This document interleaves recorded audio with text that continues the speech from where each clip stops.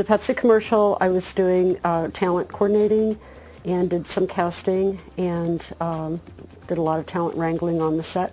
I had the opportunity to invite my daughter, Naomi, to come to the set. We had a lot of extras for the shoot that day. We had the Jackson family there that day, and we had run raffles on the radio inviting the public, and we had about 4,000 people there for the concert. And so Naomi was able to be there in the 5th row with 2 of her girlfriends. The first 2 rows were the principal extras, who were the people who were going to mostly be on camera as the crowd. And then the next 2 rows were the Jackson family and friends. And then right behind them was myself and my 2 girlfriends, and I imagine other friends and a family of the crew. And then behind us were extras, and then the large crowd of people who had won the chance to be there. We did our first take, and it went great, and everybody was just thrilled, and it was really brilliant. I mean, Bob's an incredible director. It was phenomenal. It was a pretty short segment, and it went by, and oh, wasn't that cool, and that was great, and it wasn't very long before they got the second take going. You know, they had to get everything set back up, but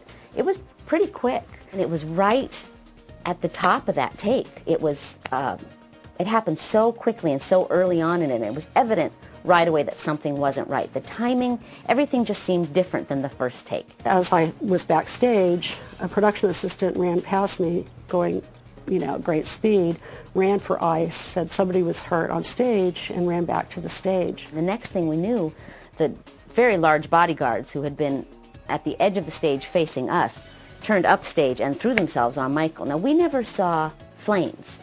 We never knew that something had caught on fire.